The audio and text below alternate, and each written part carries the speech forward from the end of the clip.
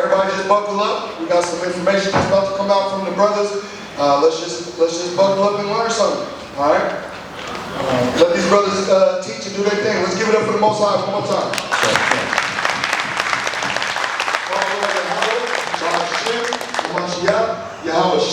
Let's go. All right, y'all. We got priests of God in the building. Genesis, first Passover.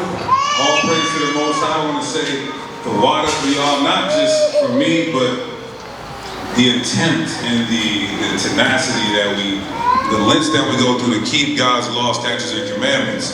So give it for the Most High and yourselves. All right, that's it on the back. A lot of brothers having this work. Some might even get fired when they get back. That's right. I mean, these are some of the sacrifices that we have to make. But, you know, it's all for the Most High, and He's the one that provided for that. So He can do it again. That's for those, the rare case scenarios where something happens. But the point is that we all had to make sacrifices to be here. So all praises for the Most High. We are commemorating the Passover, the Exodus. That's why you see on the screen crossing the Red Sea. This is from a course called Amazing Bible Archaeology from the Genesis Varsity Online Academy, specializing in Hebrew apologetics. Gotta always shout that out. And it's so important. I was talking to Assad. I said, Assad, what are we gonna do? He said, let me take a look at your courses. He looked at the courses and said, Trinity, salvation, prophecy, amazing Bible archaeology. And just tell me, because you went on your show and you said, you know, it's a faith booster. All of this is a faith booster. You ever thought, are we wrong at this? Are we wrong? How do we know we're dedicating our whole life to something that's not fake? Well, archaeology. Archaeology proves everything in the Bible.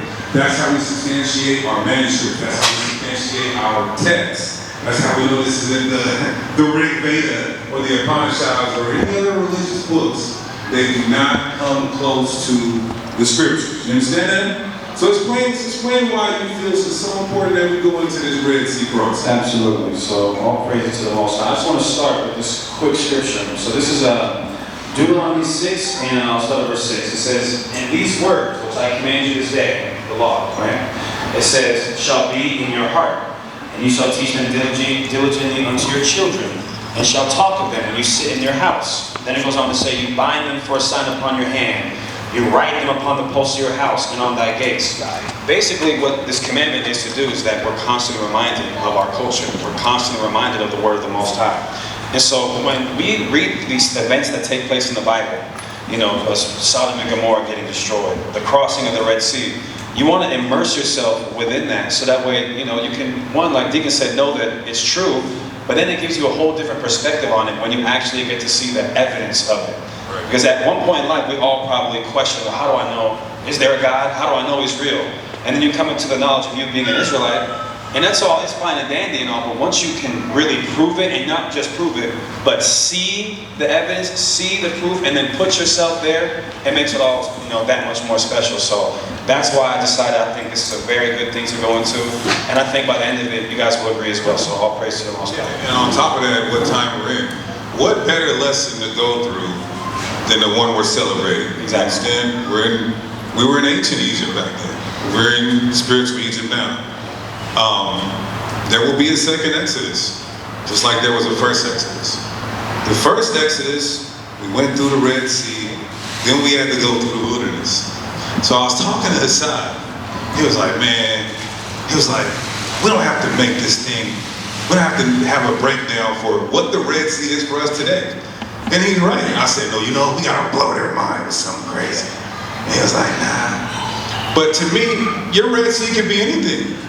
As I mentioned earlier, the waters of affliction. Because look, so we went out of ancient Egypt, through the Red Sea, then we went in the wilderness. Now we know we have to go in the wilderness again. But the wilderness again is when we get on the chariots, Lord willing we be of the number, then we go to the wilderness. Then we go into the land. So what our Red Sea is what's going to stop you from getting to the wilderness and going in the land. It could be your personal issues.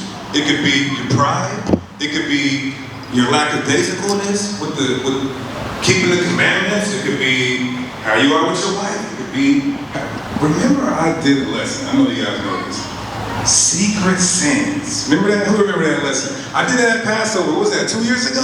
Yeah. Secret sins. And everybody called me after. I came in with that lesson like 6 hours before Passover. And everybody called me after. And I was like, somebody got some secret sins.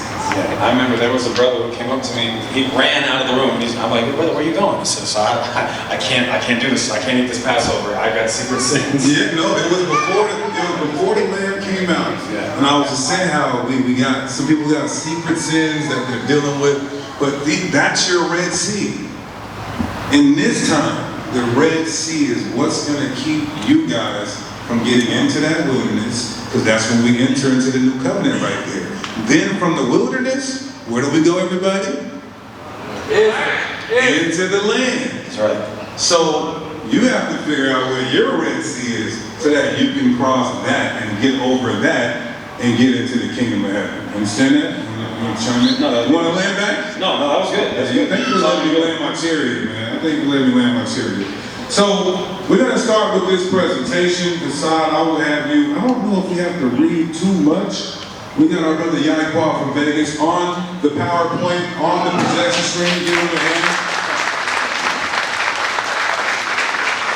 Now, I didn't know he worked in IT, and I didn't know we had Genesis members with farms. I mean, Genesis member that can skin a cat. We're going to be good with martial law, though. We got everybody a whole body. If I can't do it, the body can do it. That's right. We skinned the goat, and man, I got tired. You got tired on the three skills.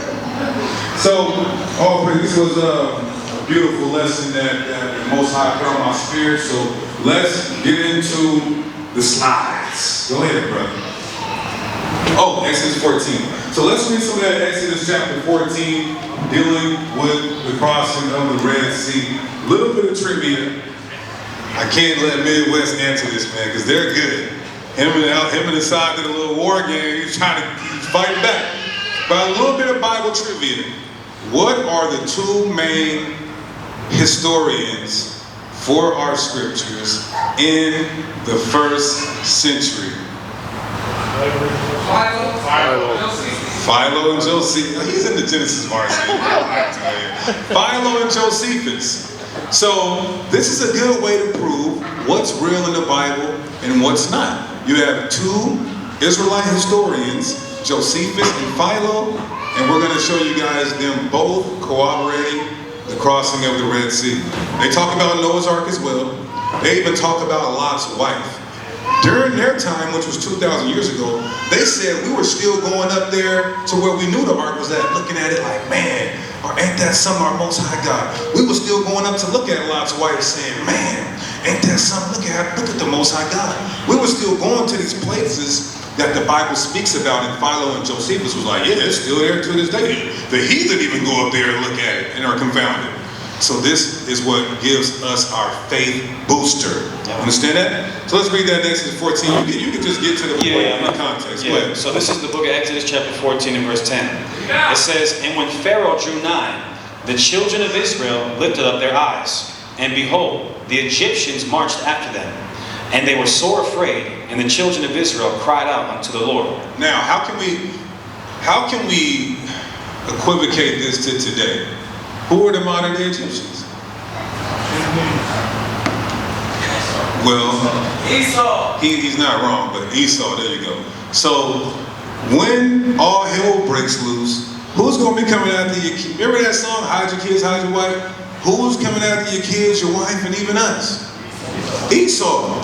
So the elders always taught us that the modern day Egyptians are the Edomites, not because they changed their ethnicity. It's just they took on all the ways of Egypt. The white man wants to be like, didn't they blow the nose off the Egyptians? Didn't they blow the lips off the Egyptians? Even though those are not our people, they still have some big lips and big noses, but the white man wants to be the Egyptian. This is why, more Bible trivia here, what white great Edomite wanted all the remembrance of Egypt to be accredited to another white nation? Who? But who exactly? Alexander the damn Creek. And I can say this because this is unlisted. This is unlisted, so I can talk rather candidly. But Alexander the Creek. So, yes, the Edomites today are taken after the ways of the ancient Egyptians, just like they try to chase us. They didn't want to let us go. The white man don't want to let us go. What do I say when white people come up to camp and they tell me go back to Africa? I say go back to Europe. I will go back to Africa. You're not going to, first of all, you're not going to pay and send me back to Africa. You're just telling me to go back to Africa. If we would have, when we left Egypt, Egypt never became great again, ever, till this day. Because when we are in captivity to these heathens, we make their nations great. You understand that? They wouldn't know what to do if black and Hispanic people all left. If we said, you know what, you're right, let's go back to Mexico, let's go back to Africa, they wouldn't know what to do. The NBA dunk contest would turn into the NBA finger roll contest. All the forms of entertainment. That's why Christ said that we're the salt of the whole human race. That's right. And salt is the most important seasoning, right? It's the most important one, and we're the flavor of the whole earth. Now back to what Deacon just said, it's interesting. When you read books like Daniel chapter 7, and it gives a vision of all the, the great empires that would rule the world before the return of the Messiah, they all had one thing in common. The Egyptians, the Babylonians, the Persians, the Greeks, the Romans, they all enslaved the Israelites. So that's another way that we can prove who we are. We see America prophesied in the Bible, and it's Babylon the Great, the most powerful empire that's ever lived. And what do? They enslave God's chosen people because they know the blueprint. All you got to do to raise up a mighty nation is just enslave black and Hispanic people. Because we are the creme de la creme. We're the best slaves money can buy. We're the best at everything that we do. Even at being a slave to our oppressor. So it's so important that we read the story because this is the exact opposite of that. This is God delivering us from our oppressor, which we're hoping to see again coming soon. So I'm going to keep going in Exodus 14. It says, "And they said unto Moses, Because there were no graves in Egypt, hast thou taken us away to die in the wilderness? Wherefore hast thou dealt thus with us to carry us forth out of Egypt?" That's another way you know that this book is about so-called black and Hispanic people. This is after the plagues that were put on Egypt. This is all after all the miracles that our people saw God do for our sakes. And we still are complaining about God. That's only black and Hispanic people that are going to do something like that. We're the only people that are that hard-headed. So then it goes on to say, "Is not this the word that we did tell you in Egypt, saying, Let us alone, that we may serve the Egyptians? For it had been better for us to serve the Egyptians than that we should die in the wilderness." Again, that's us. We're just okay with being a homeborn slave. You give us what was it? The stimulus checks. Nigga went and bought some, VSOP, Hennessy, maybe some Remy Martin, the new NBA 2K, a PlayStation. You ain't hear a peep from him. You just said that. Yeah, yesterday I can't. When you said Donald Trump said, say that again. Yeah, Donald Trump, when he was first running for office and he was trying to get the black vote, he didn't have to say anything wise. He didn't have to give a presentation. Here is reason 1, reason 2, reason 3. Here's what he said. What do you got to lose? Just F it. Let's try it. Let's just see what happens. Because what has America done for you? Nothing. So if I get in office and you get nothing, you're just the same nothing you've gotten for 400 years. Or you could just take a gamble. But that's how bad our people have had it. To where the person who's about to become the most powerful person in the world and is pitched to get a vote to a particular race of people just says, F it, let's just try it, let's just see what happens. That's how bad of a position our people are in. And this is how you know that we are God's chosen people. Bring it out. I'm going to keep going. It says, verse 13, "And Moses said unto the people, Fear ye not, stand still and see the salvation of the Lord." Now, just because the ancient Exodus is like this Exodus, it was only Moses back then. None of y'all better start thinking you're the Moses today that is about to take us back to Jerusalem. There's many Moseses out here. See, it was one Moses. Then later he set up the 70. But there's 144,000 Moseses right now. We don't know who they are. We don't know who's who. But that's who is going to, the Most High Son is going to send and give the divine ability from upon high to help in the deliverance and the destruction of the modern day Egyptians. Go ahead. It says, "Stand still and see the salvation of the Lord, which he will show you today." For the Egyptians whom you have seen today, you shall see them again no more forever. And that's crazy. And we didn't even, this is just me operating in the spirit right now. Just like he said we will not see the Egyptians anymore forever. What does the Bible say about the modern day Egyptians? We're not going to see them again forever. Because what's going to happen to them? Obadiah 1 and 18. They're getting exterminate. Exterminate. Am I saying that right in Spanish? Exterminate? They're going bye-bye. Going for hasta la vista. Hasta luego. There you go. What he said. Go ahead, brother. Right. So for time's sake, I'll get to the point. We're all familiar with the story, right? So I'll just touch on some of the highlights. It says, verse 15, And the Lord said unto Moses, Wherefore criest thou unto me? Speak unto the children of Israel that they go forward. And when we show y'all these images, I want you, it's just so perfect how the Most High operates. Because this is what Deacon was alluding to when he said that, you got to find out what your modern day Red Sea is. One of the principles of the story of the Exodus, especially again when you see the archaeology behind it, is we really had nowhere to go. All we had was to rely on God. That's one principle. That's one principle of what it is. No matter how bad you have it, no matter if your back's against the wall, all odds are against you, as long as you have the Most High, there's nothing that you can't do. That's one of the principles of the story of the Exodus. So I'll keep going. It says, verse 16, But lift thou up thy rod, and stretch out thy hands over the sea, and divide it. And the children of Israel shall go on dry ground through the midst of the sea. And I'll go verse, let's just see when he does that. I'll go to verse 23. And the Egyptians pursued and went in after them to the midst of the sea, even all of Pharaoh's horses, his chariots, and his horsemen.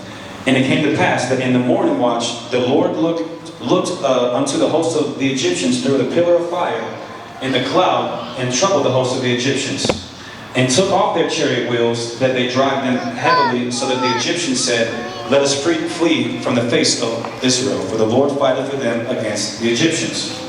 And that's why Wisdom of Solomon 5 says, the strangeness of our salvation.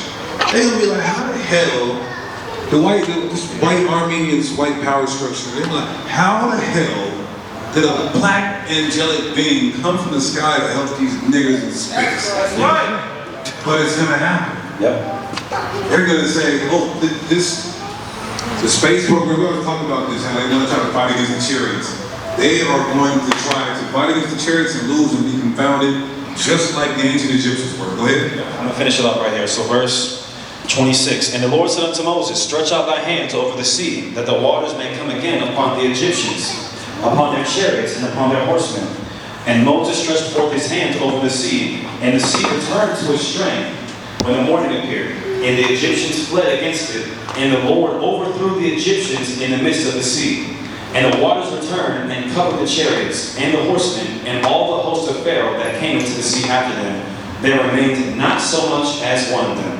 Verse 30, Thus the Lord saved Israel that day out of the hand of the Egyptians, and Israel saw the Egyptians dead upon the seashore. All praise to the Most High. So we are actually, Christians say they believe in the Bible. They would never make a holy day celebrating killing people. There's so much to the Passover.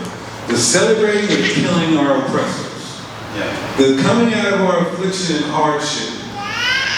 The wilderness, the body of Christ, and Him being the Passover lamb. There's so many layers to Passover that we have to consider, factor in, meditate on, and keep on our mind as we are commemorating today. Go ahead. And when you read Exodus 15, after that, after people drown in front of them, look what happens. Exodus 15 and 1. Then sang Moses and the children of Israel this song. We start breaking down and singing. What's the song we was listening to? I'm listening to Christians. They got a couple of little Christian hits. What's the Roman shackles off my feet so I can dance. That's what we did when we saw the Egyptians get drowned in the sea. So without any further ado, I want to we can get to the next slide, and I want y'all to be able to see this stuff with y'all eyes. And then we're going to go into a video. You got the timestamp with it? Okay, beautiful. So now we're going to do a little. This is an archaeologist. They try to discredit him because he's a white man. I mean, other white colleagues of his try to discredit Ryan Wyatt because he's coming out with archaeological facts proving biblical events. And so sometimes you see atheists try to come against him, but his archaeology has been tried and tested. Elder can attest to this, and it is actual and factual. Sometimes you may get your information from Esau. Do we just take it because it's Esau? No, we don't. We do comparative studies, we get extra evidence to prove our point. So we're going to start at the 17-minute mark. We're going to watch some of this. I'm going to try not to interrupt. And you guys are going to try not to fall asleep. So make sure you hit the audio on there, Yahweh. Hit the mute, yeah. Right next to the,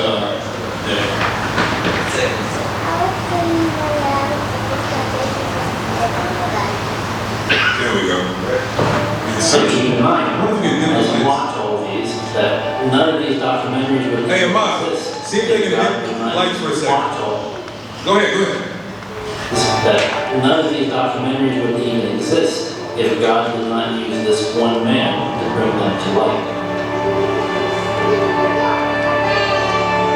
Keep in mind that this was your black and brown behind.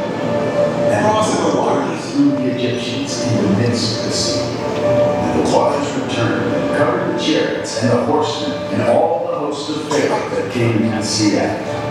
There remained not so much as one. Yahweh, turn the captions on too. Walked upon the dry land in the east of the sea.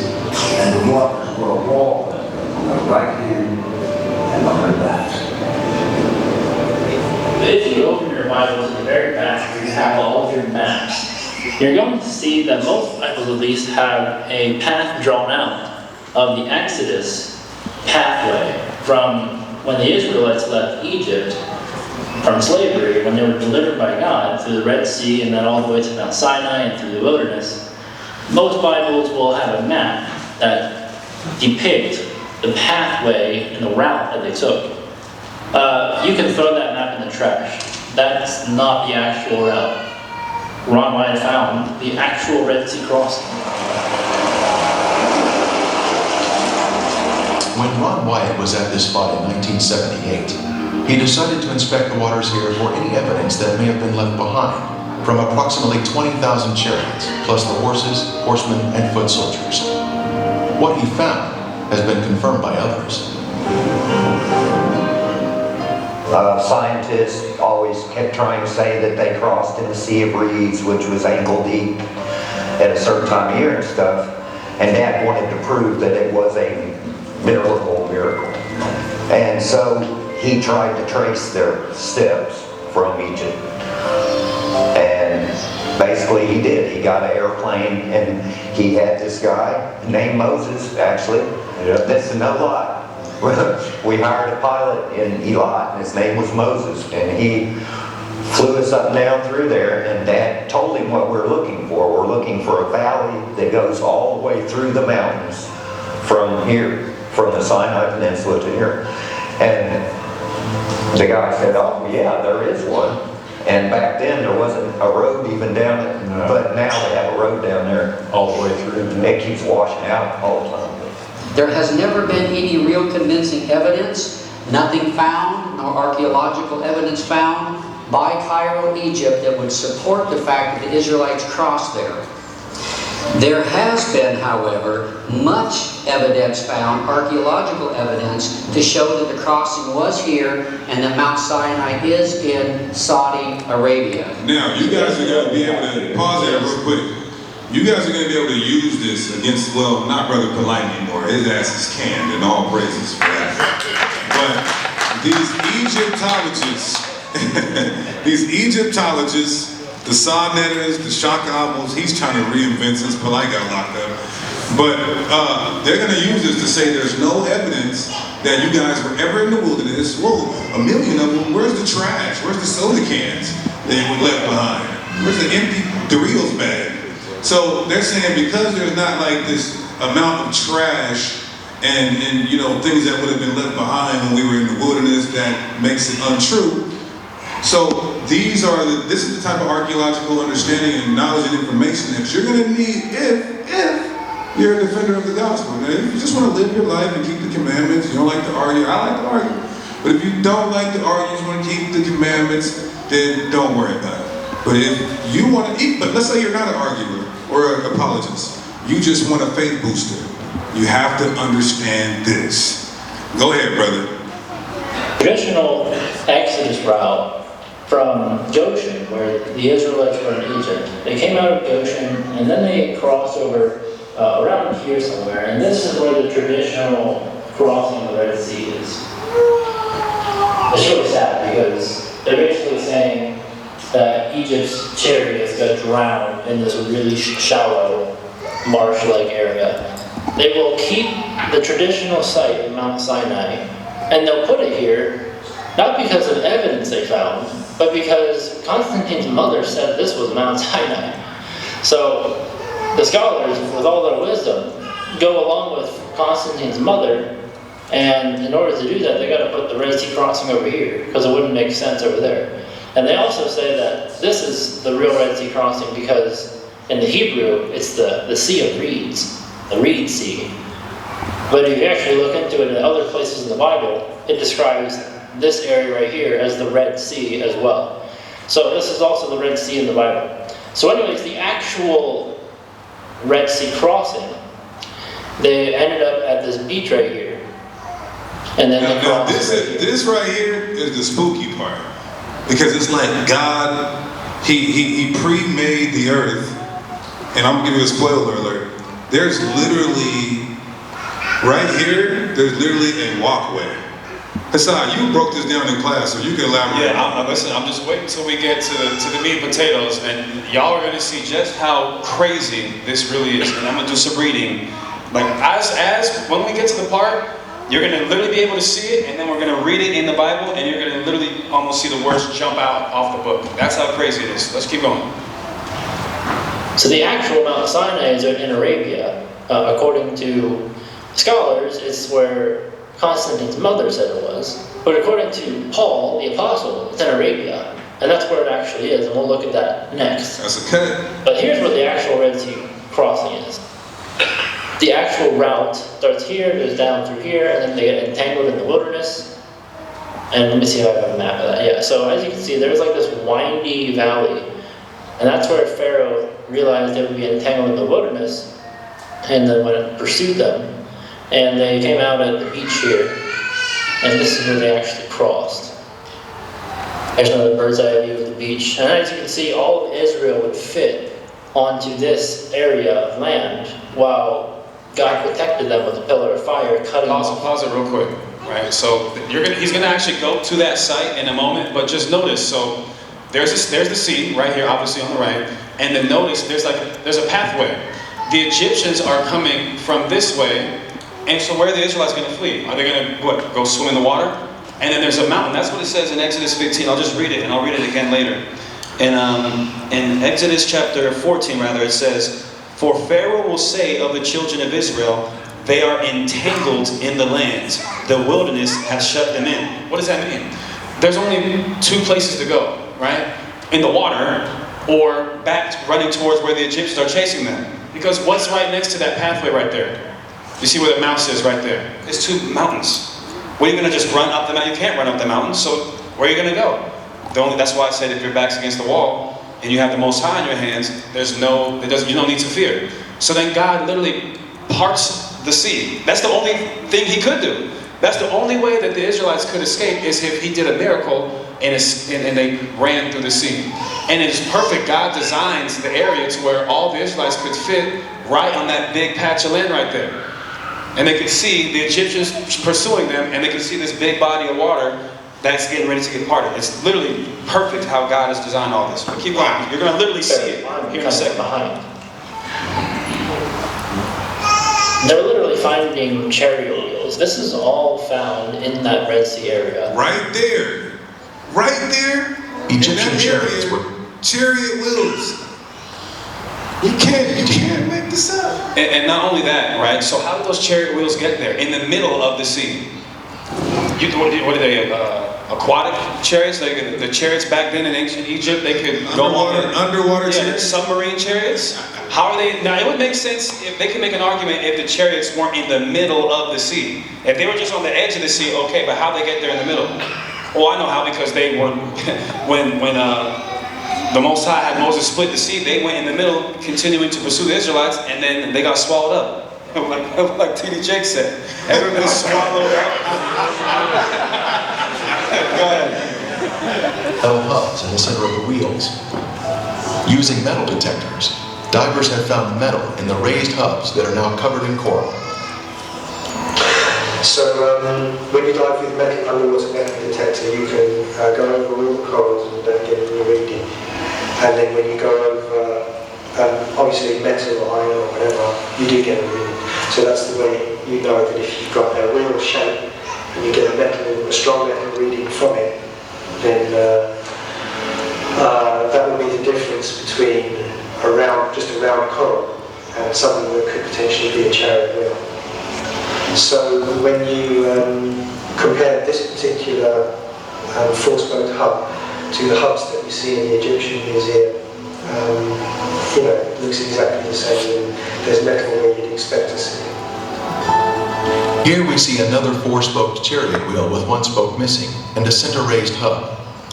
The coral here has preserved the chariot parts by retaining the man-made structure, even after the wood has disappeared. Here we see another wheel suspended on its axle, standing at attention. It has 6 spokes and a raised center hub. Hold on, we'll pause there real quick. How long, more Bible trivia, I love Bible trivia. These chariot wheels have been on the sea floor for approximately how many years?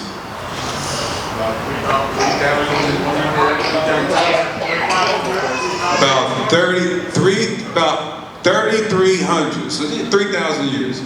3,000 years the Most High has preserved this for us today. And we're keeping the Passover today, and we can see what our ancestors experienced when the Most High made his name mighty amongst us. We didn't know him, and the elders talk about this all the time. We didn't know our Heavenly Father as a saving power. We only knew him as Al-Shaja, the terrible demon-like power. Because when he came, it was for judgment. We never seen how he saves. That's why he said, Yahweh. He saves. You guys are going to know me by Yahweh. Because the way I saved y'all. Keep going. Made many dives here and located many artifacts. That thing in the middle is like the hub of the wheel, and then it's almost like a cross of coral. The wood rotted away. The metal would still be there with coral around it. But as you can see, I mean, that's just not a natural coral formation. There shouldn't be any coral at all in this area because there's nothing for it to grow on. But if there was a bunch of chariots down there rotting away, coral would definitely be growing on them. So, as you can see, I mean, that's clearly a chariot wheel. This is pretty clearly a chariot wheel. On the right side is giving you like an illustration, but I mean, you can even without the illustration, you can see. I mean, it just gets more and more obvious. Like, what is that coral doing? That's obviously something sticking out like an axle. That's just not normal. I mean, come on. Like, what do you think that is? There's also a gold one found. And I mean, if you don't think that's a chariot wheel, I don't know what to tell you. That's a chariot wheel. So we can pause it real quick? That's clearly the wheel of a chariot, everybody, right? Just making sure, right? Come on. Okay, all right. Because like the dude, he said, there shouldn't even be any coral on the bottom of this sea to begin with, because it needs something to grow on. That's why there's just mysteriously, there's these little coral patches in the bottom of the sea. Why? Because there were wheels there 3,000 years ago that it then had to grow, had the ability to grow on. So just wanted to point that out. Keep going, brother. I don't know what to tell you. That's a chariot wheel. The premier find here at the crossing site. The premier find? Meaning they did all that building up to knock you guys out right now. Go ahead. Was left behind from a 4-spoke chariot wheel. The Bible tells us there were 600 choice chariots used in the chase of the children of Israel. This artifact was left behind at a depth of 200 feet. since specialized equipment would be necessary to raise it to the surface. Today, it is still in the location where it was found. Because when Dad first did the cameras, I don't think we even had the scuba gear, did we? I think we were just... No, our first trip, we didn't really find it, except we found the spot where we thought that it was... Well, but when we actually did go scuba diving, Dad bought 2 little underwater Kodak cameras, and that's what the underwater pictures were taken with. I took a picture of 3 different wheels. The golden chariot wheel picture got drowned in one of the cameras. And the other camera had a bunch of chariot wheels, but not the gold one. me and Ronnie went down and touched. We touched the gold chariot wheel.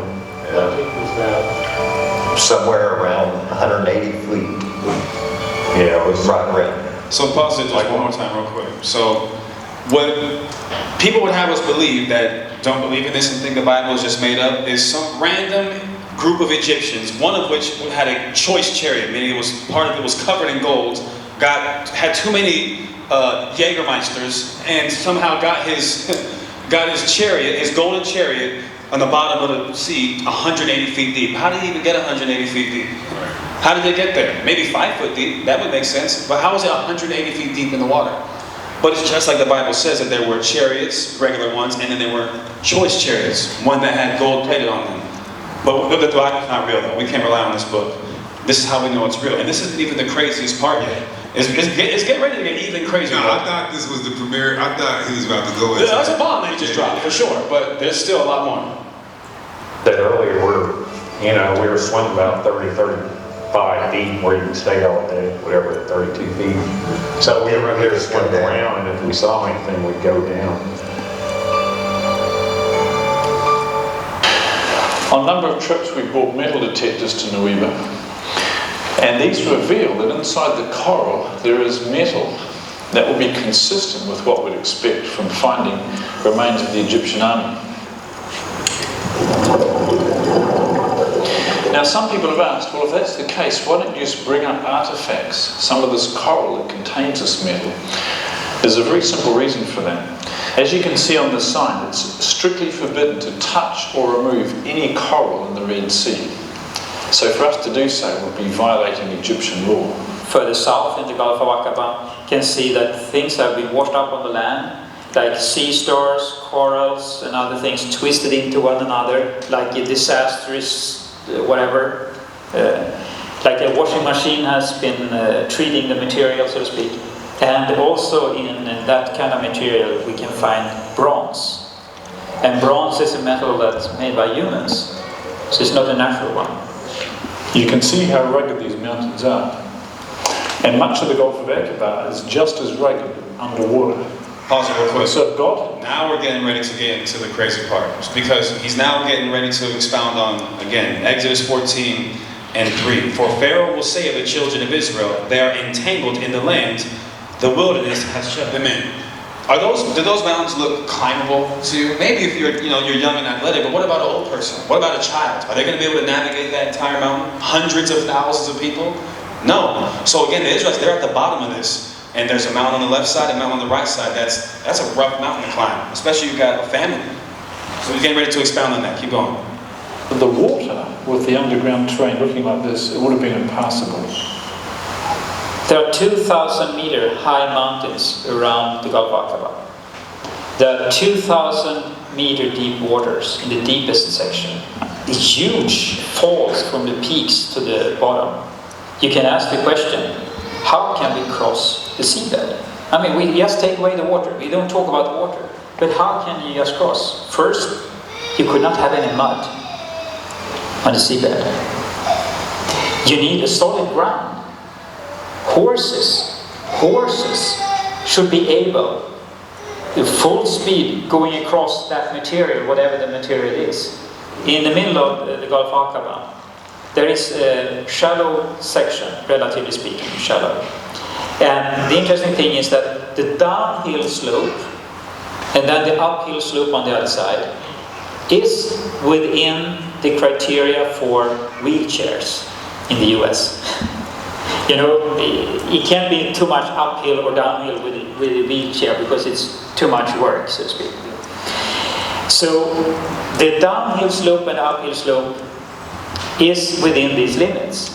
That's a scientific Pause it real statement. quick. So remember earlier he said that there's certain parts of that sea that are, I think he said 2,000 meters deep, but there's one specific part that's not too deep enough, because if there was a certain part that they had crossed and the water just got completely split, it would look like they were going downhill, right? But there was a specific part that was flat enough to where, like he made mention, that you could ride a wheelchair over it or ride a bike.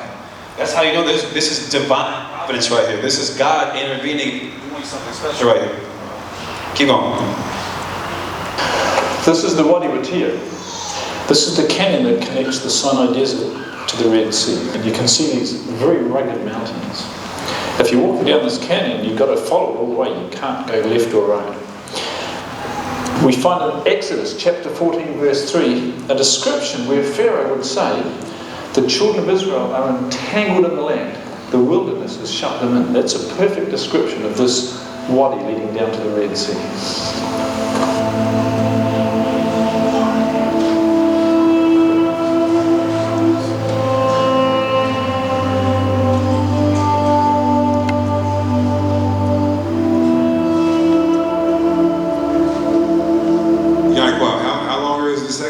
A few more minutes? All right, just a few more minutes, y'all. Go ahead.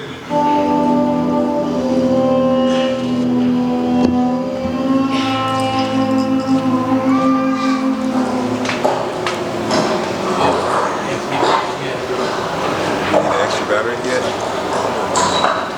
Finally, after walking about 30 kilometers through this wadi, they come to the Red Sea.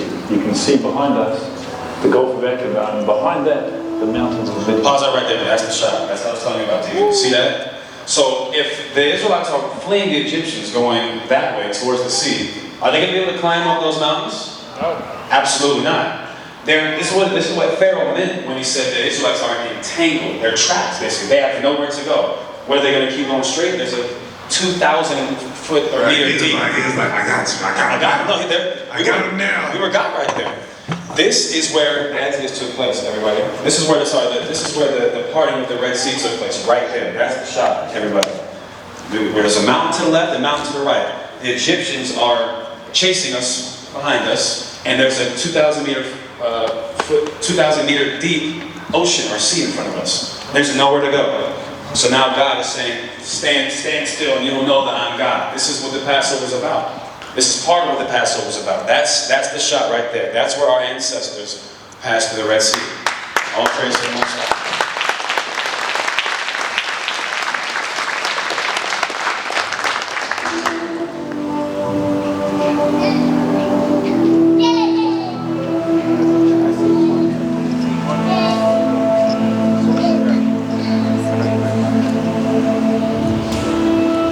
What's even crazier, this can't have been white people, because they would have just jumped in there and did the Michael Phelps and swam all the way across the Red Sea.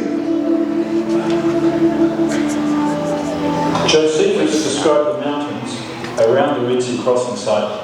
One source is quote Josephus. We're going to get that source in a second, and then we're going to also get Philo talking about this as well, and then we'll be done. Go ahead. The reason of their roughness. You can see these mountains here around the river beach are extremely rough. You can see the loose rock, the shingle, very hard to climb and very dry on the ground. Had the Egyptians attacked the Hebrews at the Red Sea crossing site and they'd scattered through these mountains, it would have been an absolute disaster for the Israelites. The interesting thing is that the gravel at the location in the midsection of the Gulf of Aqaba, since it's a shadow there, the tidal current goes back and forth and keep this clean. And immediately when you take away the water, it's like concrete. It's very, very solid. So no problem with the horses, no problem with the chariots, no problems with the oxen and the oxen chariots and so forth. Yes? Good. Since there are chariot parts on this side of the Red Sea crossing, could there be other chariot parts on the other side of the Gulf, showing a continuation of artifacts? On the shore opposite of Nueva, inspection of the seafloor in Saudi Arabia has also been conducted to see if chariot parts can be found on this side of the Red Sea crossing. Pause it real quick. think we can end it there, but I want you guys to understand what he just said. He said, now how hard is it to run up a sandy hill? Hard as hell. Y'all ever did that before? Yeah. Running up a sandy hill. The bottom of the sea floor is so muddy. How do you think an older lady would have got, it's quicksand. It's essentially quicksand. So why would the Most High, we know why, but look how the Most High provided a hard bed for us to travel through right at this particular point where we crossed that. That is what you call divine providence, divine intervention from the Most High. You cannot make it up. Get the Most High God a hand. All praise to the Most High. All praise to the Most High. So let's talk about Philo. Philo is a prominent historian, Israelite. Non-Israelites use him, utilize him. We utilize him. He's contemporary, he's a secular source, he's a religious source. So let's see what he says about the Red Sea. Go ahead. This is Philo on the life of Moses. I'm going to try to not read this whole thing, but as you can see, a lot of Philo's writings, he philosophizes. He says, well, you know, Noah's Ark kind of means we're gonna float over our troubles, or he does do that sometimes. But in this case, he's speaking to us historically as this event happening. You see 177, it says, and Moses at the command of God smote the sea with his staff, and it was broken, and in immediate space where the fracture had taken place was dried up and became a broad and level. How did he know this? The white man just figured this out. They're like, oh my God, there's a bed right there where they had to have crossed. And this part is muddy, this part is quicksand, but how is this part hard? And it's a big enough part to where 1 million people can march through it. Just want to have old and young. So he says this 2,000 years ago, that it became a broad and level and easy road. When Moses beheld his marvel, he rejoiced, and being filled with encouragement, positive speed, when they were about to pass over. The most extraordinary prodigy was seen, for the cloud which had been their guide into their rest, or their back. Now go to the next slide. For at the time it appeared this morning, the Hebrews passed over by a dry path with their wives and families and infant children. You imagine how hard that would have been on some quicksand seafloor. Like running with an infant in your arm. But the portions of the sea which were rolled up and consolidated on each side overwhelmed the Egyptians with their horses and chariots. The tide being strong, but not even a talebearer left. So it's saying how all the Egyptians were destroyed. Then the Hebrews, being amazed at this great wonderful event, gained a victory which they had never hoped for without blood shed or loss. We cannot fight against the white man. This is our curse. This is our judgment. Don't you feel like you can knock out 10 white people in a row? I say that to say we're stronger than them, but because of our curse and judgment, where's that white man at? Can I say? I gotta be careful, there's a white lady right here. So,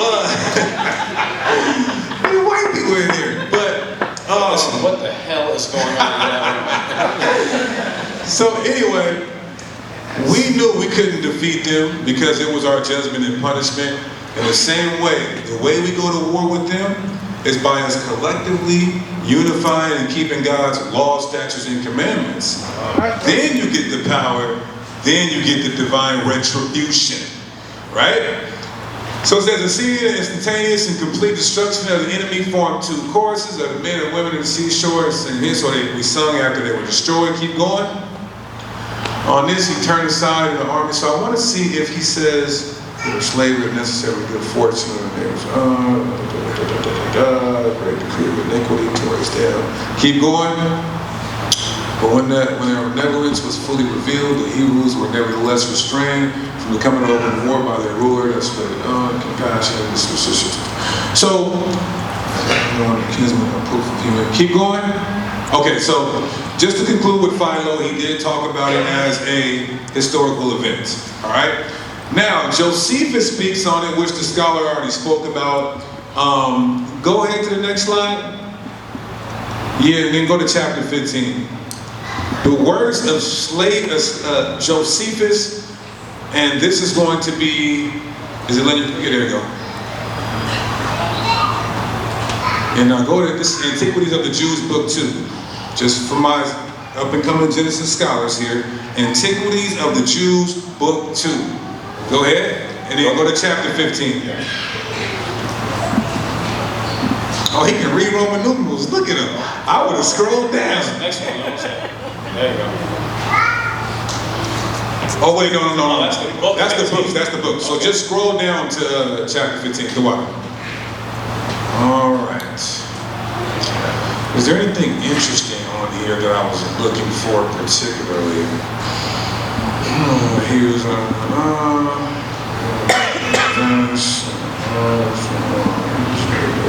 okay, so